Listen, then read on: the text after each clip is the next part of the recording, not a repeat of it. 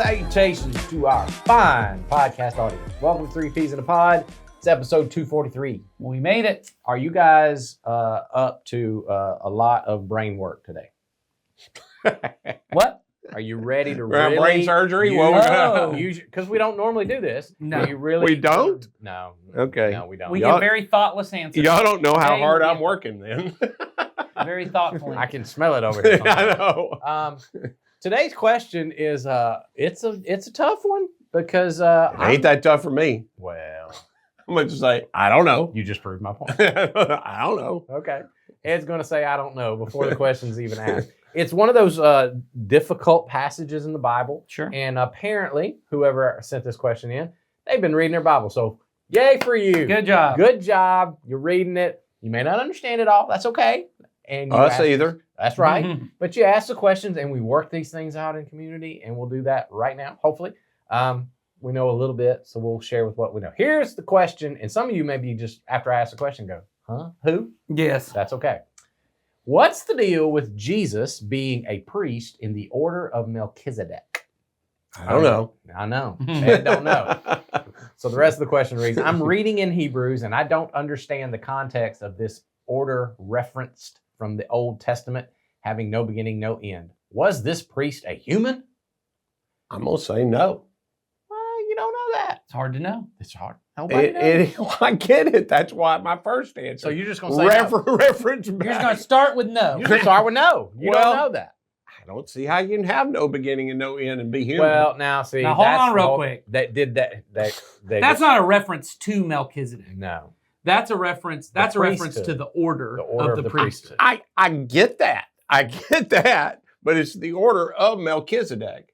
And what we know from the Bible, this is all we know from the Bible, there are two people in the order. There's not like Well, it could also, have been an interruption in the order. well, Or a... not for Jesus, because Wait. Jesus we know has no beginning and no end. Okay. Okay. You know, So let's Clear the deck, let's Nathan. start. Let's Start start here. with who Melchizedek is. nobody really knows. Okay. He's right, though. No, He's right. nobody really Let's start knows. with who Melchizedek is according to the story he's in the Bible. Okay. So, we can at least In talk about it. Genesis, like This 15 or something mysterious guy that appears to Abraham. like that. So Yeah, he does. he does. So So up here, he's in. He wasn't known before, and all of a sudden he's there. By Abraham.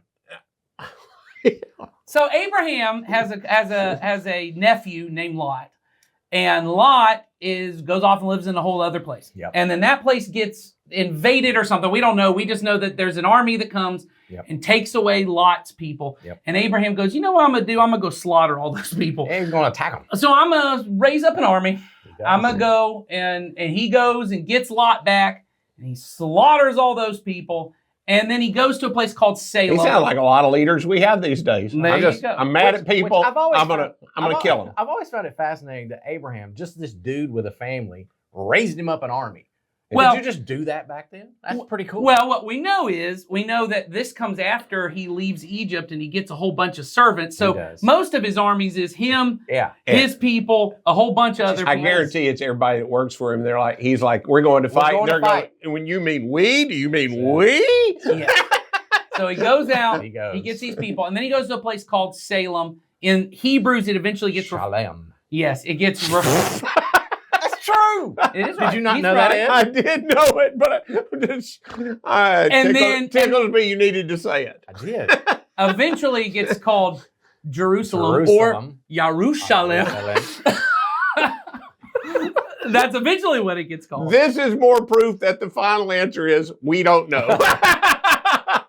So the king of Salem, Yes. the king of Salem is a guy named Melchizedek, and Who is also a priest. who is also a priest, right? And so when Abraham comes to him, Abraham gives him a tenth or a tithe Mhm. of the Everything he has. yeah, everything he has of and what he got from these people That's right. that he gives it to Melchizedek, and this then we get picked up later in the book of Hebrews. Hebrews 7. Right, this is one of those exchanges when you read a lot of, because most of Genesis, once you get outside of the first 10, 11 chapters, which is like all of the beginning of humanity and such, When you get to Abraham, it's a bunch of weird little encounters like this, which is God's involved somehow. Mhm. There seems to be some blessing involved in this with him and Melchizedek, because most people, scholars who then point back to where does the idea of tithe begin, they point to this. They say this is Abraham does this, so this is where the Israelites pick that whole thing up. So then we got to talk about the book of Hebrews, because that's where the two things get tied together. Well, That's the story in the history That's of the Abraham. story. But what the author of Hebrews is trying, this is the way I was taught in Bible college to understand it. There's this thing called types and shadows. Right. And That's right. and the idea behind it is there are things that the New Testament will do, and they'll grab people, events, images, objects even from the Old Testament, and they will bring them into the New Covenant, and they will say, now, this thing is like this other thing. Right. And here's how it's like this other thing. And they'll draw parallels between them, and they're used to highlight the new thing in the New Covenant. And that's what the author of Hebrews is doing. If you read the whole book of Hebrews, he's saying Jesus is better than all the other stuff Correct. in the Old Covenant. And he goes through, he's better than the priesthood. He's better than the sacrifices. Better He's than greater angels, he's better than the kings, all the things, because he's the greater of those things and the one that's going to last forever. So now what he's doing is he's showing that Jesus is our forever greatest priest. like the mysterious guy. Like this mysterious guy who we don't know anything about other than he was over here worshiping the same God Abraham Yes. was, and nobody knows how that happened. He didn't have, as far as we know, because we don't know if he was human or not, he didn't have a beginning, and we don't know where he ended up. That's right. So in that way, Jesus is like him. Well, and it mirrors what And then Jesus the guy is. in Hebrews says, I'd like to tell you more. And He's can't- like the classic preacher that goes, but I'm running out of time. Yes. I don't have enough space to tell you everything. I've said everything I know. But Well, and part of what he's doing here is the book of Hebrews, because there's a bunch of weirder stuff about angels at the beginning. The book of Hebrews is written to, one, it's hard for us to even know because no one knows who wrote it. Nope. No one really even knows who it was written to other than just Hebrews. Yeah. We know it was written to a bunch Hebrews. of Jewish people. I will say Scott McKnight thinks that Priscilla wrote it. I know. Yes. Yeah, that's I think that's fascinating. Well, I also think Well, I would Scott's say- got an axe to grind. He does. I will say this. When I was at OCC, that was the leading Was it? answer Well, on the thing was that it was Priscilla. My professor, even in the 80s, believed it was written by, he didn't say Priscilla, but a female. Yes. Do they? So Well, that's awesome. that was the answer I was supposed to put on the test. Well, was I would most say likely Priscilla. from the college I went to, they could have never said that. No, you can't have no And women so- writing the and Bible. So basically, they just said, "Oh, we're gonna give it to Paul." That's right. That's what they did. They just said, "Oh, Paul It's wrote probably Paul. it." It's probably. I mean, let's be Paul. clear. My professor also was a guy who translated, part of the New Testament for the NIV, but he was Harvard trained. So we don't he trust was- him. He I'm was not a- sure he's a real Christian. He was, That's right. he was a little suspect. He's a little sus. So Okay. part of Although all of us are reading his translation. what it seems most people think, unlike Paul's, which is one reason I was really taught the least likely of all the answers is probably Paul. Well, I believe that today. Yes, Now. but I just say Well, because it doesn't read like anything else well, Paul because wrote. most likely it's a sermon. Yes. Most likely It's a preacher. It's a Mhm. it's not written to That's be. why he says, I'd like to tell you more. But Yeah, that's right. That's right. we got to move on, y'all. That's right. Church is about to get out. Yeah. And most people think that he's probably writing to a group of Jewish Christians Of course. who have brought all of the in the time between Malachi, which is the last book of the Old Testament, and Jesus's life. Mhm. Right, it's about 400 years, and in that time, that's often called intertestamental between the Old and New Yes. Testament. There's a lot of like weird mysticism stuff that gets Yeah. brought up. That's right. People start worshiping angels. Mhm. Yeah. People start, even this Melchizedek, because people start looking and go, what's the deal with that guy? Mhm. What's the deal with this? He's bringing all that in. And part of the issue that he's trying to address is, which is not a deal for us, which is, I think, an important thing for us to say here That's before I right. even get to what it is. The Bible is for us, but it is not written to us. And we say that all the time, but this is important. This was a big deal to their audience. Jesus, he's trying to establish Jesus is prophet, priest, king, Mhm. which is why he says he's better than Moses, who was the prophet, right? He's better than the priesthood, and he's better than the king. But the problem for them was that Jesus was not from the tribe of Levi, Yep. which was the tribe of the prophet. He's from the tribe of Judah. Mhm. And so the reason he brings Melchizedek in is similar to the way that in Acts, when Stephen is talking about, hey, God always worked outside the nation of Israel. Remember, Abraham wasn't part of the nation of Israel. Yeah, He right. began the whole thing. He wasn't circumcised. He then goes in and circumcised. He's doing the same thing here and saying, remember that guy Melchizedek, you guys are all thinking? He was a priest of God, yet he wasn't even Jewish. outside right. the Jewish nation. And so he's trying to, it's a little bit like often happens when we have to preach. Sometimes you have to imagine arguments that people may be thinking of, and you go, now, in case you're thinking this, let me say this. Yeah.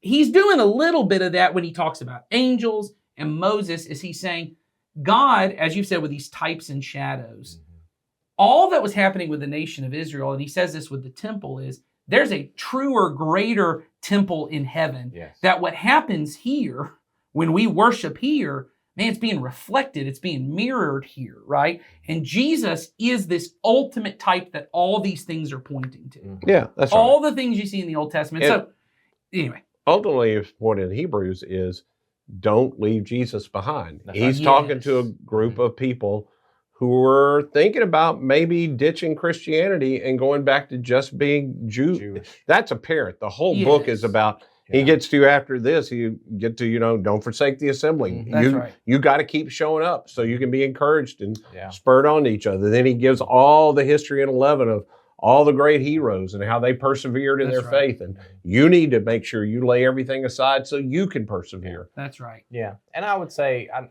it's confusing to us too. I mean, for the person Oh, who asked yeah. the question, and there's a lot of stuff out there. Trust me, you can find pretty much anything you want to online about this. I would suggest going to the Bible Project. They have Yes. a really good write-up about Mhm. this. They have a great video that talks a little bit about this. All you got to do is go to their site and search the keyword. Because you can go down really crazy rabbit Yeah. trails Yeah. on this. Because I'll give you an example. When I was in that phase of my Bible study, Bible college life, and I was into some of this stuff, there's actually a theory out there that Melchizedek is Jesus, Yeah, we talked about Oh, that. yeah. and that Jesus showed up in a supernatural way, Yeah. and all of that kind of stuff. And there's really no hard evidence to prove that, but somebody just threw that out there. So you can hear all kinds of crazy stuff, like he wasn't human, like you said, that he just appeared like an angel of some type. And the Bible doesn't speak to all that. No, But the stuff that Nathan just said, that's the point that he's trying to make. Yeah. That's what's important, is get to what's the author trying to say, not necessarily. This is not one of those doctrines you have to believe to be a Christian. It's just Well, and I don't even know there's much of a doctrine not. even around There's it. not. or anything other helpful to you other than Jesus is the whole deal. yes, Yes. it's what it's trying to illustrate, not necessarily the thing and what is it. And this is what I would say, kind of in getting to what do we take from all this is, Yeah. as you said about not going down rabbit holes, this is the nature of anybody who is interested in the Bible in any way, shape, or form. And it's why it's important we put Jesus over the Bible, and we remember Jesus is who we worship, not the Bible is. People go down all kinds of rabbit holes. And the more interested, and I think what often happens is at the beginning, you're very I want to follow Jesus, so I don't want to know what's in the scriptures. And I would encourage you, read not just the life of Jesus, read the Bible. Read the Bible, but don't feel like the point of the Bible is I understand every single thing that's in there. It's not the point of it.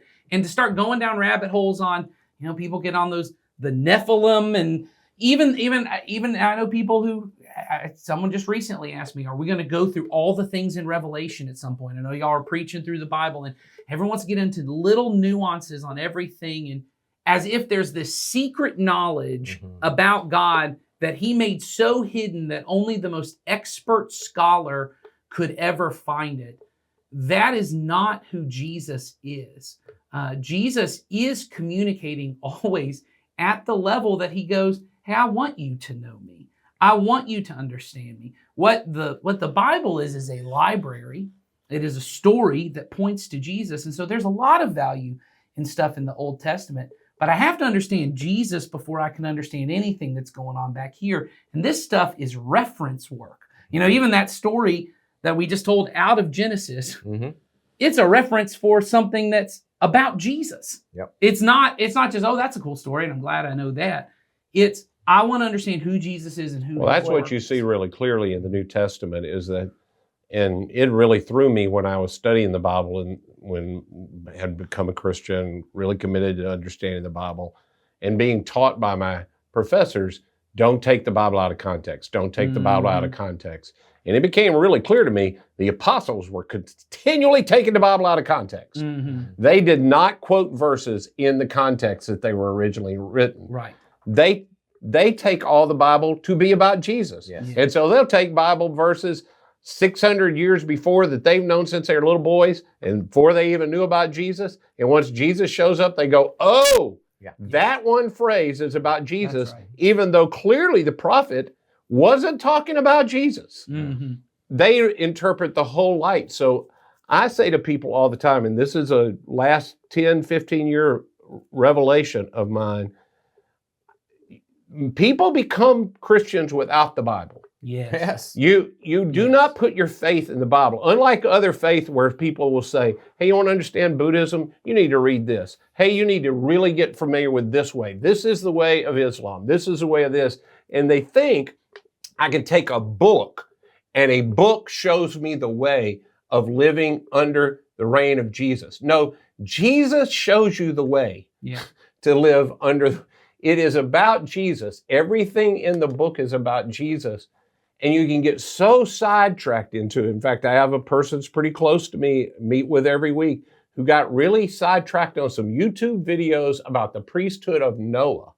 That there's again, I'm not saying go watch it because he went down a rabbit hole that almost threw him off the ship. There's a lot in there that you have to be really committed to Jesus. You must focus. Jesus is the Word of God. The Bible contains the words of God. Yes. And I think it's really important. So I want to say this to the person who wrote this. I'm convinced that what I'm about to say you're already doing because most likely we are reading the book of Hebrews in a discipleship context. I bet you are also in that. Or maybe you just lucked out and you also just were reading there. So if you're not, here's what I'll say. I often now will say to people when you talk about, someone says, I want to get to know Jesus. My answer is not, okay, here's the Bible, go read the Bible. My answer is often now, okay, then you need to get around some believers of his who are living out his life in Christian community, centered around his spirit and, of course, informed by the Word of God and the teaching and the teachings in the Bible, all those things. It is not to exclude the Bible from the conversation. It is to say, in order for me to really get to know who Jesus is, the way he seemed to do it was to say, hey, I'm going to form communities of people who are centered on my teaching, centered on my spirit, centered on who I am. Now, here's the part of that that's rough. And this is where most people go, And I would say even people from our tradition of Christianity, which is really, I was just at a Christian ball game the other day, and the presentation of the gospel that was given. Christian ball game? It was a Christian organization around playing. I didn't You know know that they prayed at the beginning, had a devotion in the middle, And sang something in the middle, and probably also pledged allegiance to America. The entire devotion, the presentation of the gospel in the middle of it was about Reformation Day and about sola scriptura. And that was the presentation of the gospel, was why we believe the Bible alone and all of these things. And I thought, and that's really, just to be clear, that is the Protestant stream of Christianity has become really just this. And this is not to discount the Bible, it's to put the Bible in its proper place. The way that Jesus seems to work is through communities of people who are centered on his spirit, centered on his teachings, which are found in the scriptures. And then the dangerous part of that, where people get kind of twisted, is what if that church messes things up? They will. Oh, yeah. They will. And the nature of it is, God still, if those people, even when they mess it up, will be submissive to the Spirit, he works in those contexts. And I have found, I would probably argue most anybody who has experienced Jesus did so within the context of another believer. In the context of a Christian community that was imperfect and messed things up and had that. Well, I would say this: if there's anybody who's been following Jesus for a long time and they tell me they came to all the knowledge they have about Jesus only from the Bible and their own personal study, if they would sit down and write down what they believe, I bet it is goofy as all get out. Probably. Because it has to be shaped in community. And I also tell people, you need to spend some time with some believers, but you do need to know Jesus. And the best place we know to know Jesus is in the 4 books that talk about him Mm-hmm. and in the life of his community. Mm-hmm. Yeah. And so if Well, you're 'cause that's where he is. that's right. That's right. Not by listening to all the arguments people have about different things in different Well, and parts. Now, let's be clear. He is not in those words of the Bible. No, that's right. Oh, He right, He sure, didn't promise to. His spirit dwells in people. That's right. Yes. That's not right. in the pages or in the words of those. The scriptures. Bible is a tool that allows Yes. me. It is a space that I open up Mhm. to say, Yes. I want to meet God through what he said. And the spirit will use that. Tool. Oh, absolutely. But there is But a it is way not the he same. dwells within us Mhm. together. Yes. And they will help you not to get Mhm. sidetracked into these other things. And I love that you sent this in because this has been an interesting conversation. I hope it's been helpful. I hope it's just been interesting because Yeah. I'll say this too. Just like ancient history probably don't do you any good, but you might listen to a podcast on ancient history. I'm not saying this question right here was the most uplifting and helpful thing, but what it may do is you're dwelling your mind still on, I want to think about Jesus and I want to think about that. And so even if this was just entertaining, but it happened to center your thoughts on Jesus for a minute, I hope that's a helpful part that we as a community can play in your development towards Jesus, because that's the purpose of the Bible is I would become a person who knows the story and I know the scriptures and I know the commands of Jesus enough that I know him. The goal is to know him. And the scriptures do open that up. And I They have do. found that the less I spent saying, hey, the Bible is the deal, and the more I made Jesus the deal, the more I do love the Bible. Oh, And yeah, I love absolutely. to read the scriptures. Absolutely. And I love to time. enjoy that. Mhm. But I have to put it in its proper place and to say, Jesus, the reason I love the Bible is the same reason I love the car I have right now that we just took on a trip with my family. It's not because I really like Kia Sedonas. Mhm. It's because I really love my family. Yeah. And this has been a really helpful tool for me and my family to do some wonderful things together. Mhm. And the next car I'll find a way. I don't love the car. Yeah. I love my family. And the car is a tool that helps me to. That's always the best way to keep from turning other things outside of Jesus into idols. Is to first center Jesus. Yeah. I spent a lot of time in my growing up years in a space where I can say this today, we idolized the Bible. We centered the Bible. Centered the Bible. It was everything. And we loved the Bible and got Jesus as a part of that system. But when I did what you just talked about, Ed, and I began to center Jesus, Right. the Bible just became it opened up things in it. Yeah. And I did love it more than I did when I had it at the center. Yeah. It was a study before. Oh yeah, it was so academic and Yes. it was hard and rigid and all that. But then Jesus broke all that up for me, and now it is in its proper place. And I read the Bible more now than I did then. Right. That's right. It's Same for me. amazing. Same So for me. Yeah, I had the guy who first began to point me this direction in my late 20s, early 30s, got labeled a heretic in the movement we were in because he said the kind of stuff we're just now saying. Mhm.